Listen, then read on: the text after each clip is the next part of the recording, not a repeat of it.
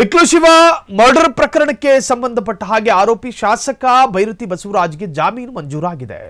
ನಿರೀಕ್ಷಣಾ ಜಾಮೀನು ಕೋರಿ ಕೋರ್ಟ್ ಮೊರೆ ಹೋಗಿದ್ದ ಶಾಸಕ ಬಂಧನದ ಭೀತಿಯಿಂದ ಈಗ ತಪ್ಪಿಸಿಕೊಂಡಿದ್ದಾರೆ. ಶಾಸಕ ಬೈರತಿ ಬಸವರಾಜ್ ಬಿಕ್ಲು ಶಿವ ಮರ್ಡರ್ ಪ್ರಕರಣ ಅದು. ಆ ಪ್ರಕರಣದಲ್ಲಿ ಆರೋಪಿಯಾಗಿದ್ದಂತಹ ಬಿಜೆಪಿಯ ಶಾಸಕ ಬೈರತಿ ಬಸವರಾಜ್ ಈಗ ಬಂಧನದ ಭೀತಿಯಿಂದ ತಪ್ಪಿಸಿಕೊಂಡಿದ್ದಾರೆ.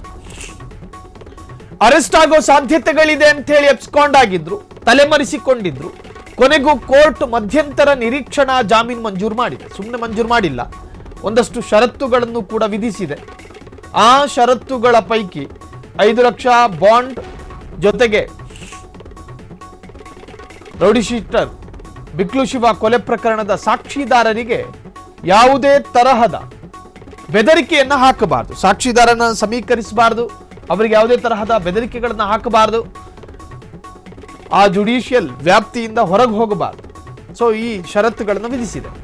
ನ್ಯಾಯಮೂರ್ತಿ ಬಿ ಬಸವರಾಜ್ ಅವರಿದ್ದ ಪೀಠ ವಕೀಲ ಸಂದೇಶ್ ಚೌಟಾ ವಾದ ಪರಿಗಣಿಸಿ ಮಧ್ಯಂತರ ನಿರೀಕ್ಷಣಾ ಜಾಮೀನು ಮಂಜೂರು ಮಾಡಿದೆ.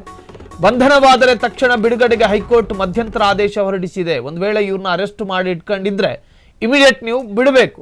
ಕೊಲೆ ಕೇಸ್ನಲ್ಲಿ ಬೈರತಿ ಬಸವರಾಜ್ಗೆ ಬಿಗ್ ರಿಲೀಫ್ ಸಿಕ್ಕಿದೆ. ರೌಡಿ ಶೀಟರ್ ಬಿಕ್ಲು ಶಿವನ ಕೊಲೆ ಪ್ರಕರಣದಲ್ಲಿ ಬಂಧನದ ಭೀತಿ ಎದುರಿಸ್ತಾ ಇದ್ದಂತಹ ಶಾಸಕ ಬೈರತಿ ಬಸವರಾಜ್ಗೆ ಕೊನೆಗೂ ನಿಟ್ಟುಸಿರು ಬಿಟ್ಟಿದ್ದಾರೆ. ಮಧ್ಯಂತರ ಜಾಮೀನಿಗಾಗಿ ಹೈಕೋರ್ಟ್ ಮೆಟ್ಟಿಲೇರಿದ್ರು ಶಾಸಕ ಬೈರತಿ ಬಸವರಾಜ್. ಈಗ ಕೊನೆಗೂ ಬಿಗ್ ರಿಲೀಫ್ ಸಿಕ್ಕಿದ್ದು ರೌಡಿ ಶೀಟರ್ ಬಿಕ್ಲು ಶಿವ ಕೊಲೆ ಕೇಸ್ನಲ್ಲಿ ಕೋರ್ಟ್ ಮಧ್ಯಂತರ ಜಾಮೀನು ಮಂಜೂರು ಮಾಡಿದೆ. ಇನ್ನು ಹೈಕೋರ್ಟ್ ಏಕಸದಸ್ಯ ಪೀಠ ಷರತ್ತುಬದ್ಧ ನಿರೀಕ್ಷಣಾ ಜಾಮೀನನ್ನು ನೀಡಿದೆ. ಅವರಿಗೆ ಯಾವುದೇ ತರಹದ ವಿಟ್ನೆಸ್ಗಳಿಗೆ ಬೆದರಿಕೆ ಹಾಕಬಾರದು. ಜೊತೆಗೆ 5 ತಿಂಗಳಾಗಿದೆ ಈ ಪ್ರಕರಣ ನಡೆದು, 5 ತಿಂಗಳು ತನಿಖೆ ನಡೆಸಿದ್ರು. ಬೈರತಿ ಬಸವರಾಜ್ ವಿರುದ್ಧ ಯಾವುದೇ ಸಾಕ್ಷಿ ಇಲ್ಲ, ಅಂದರೆ ಇವರು ಪರ ವಕೀಲರು ವಕಾಲತ್ತು ವಹಿಸಿದ್ದು.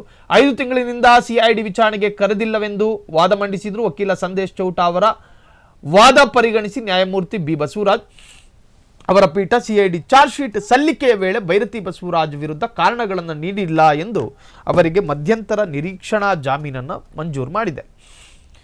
ಬಂಧನದ ಭೀತಿಯಿಂದ ತಲೆಮರೆಸಿಕೊಂಡಂತಹ ಬೈರತಿ ಬಸವರಾಜ್ ಕೊನೆಗೂ ಈಗ ನಿರೀಕ್ಷಣಾ ಜಾಮೀನು ಮಂಜೂರಾಗಿದೆ. ಕ್ಷಣ ಕ್ಷಣದ ಸುದ್ದಿಗಳಿಗಾಗಿ ಫ್ರೀಡಂ ಟಿವಿ ಸಬ್ಸ್ಕ್ರೈಬ್ ಮಾಡಿ, ಲೈಕ್ ಮಾಡಿ ಹಾಗೂ ಫಾಲೋ ಮಾಡಿ. ಹೊಸ ಸುದ್ದಿಗಳ ನೋಟಿಫಿಕೇಶನ್ಗಾಗಿ ಬೆಲ್ ಐಕಾನ್ ಮೇಲೆ ಕ್ಲಿಕ್ ಮಾಡಿ.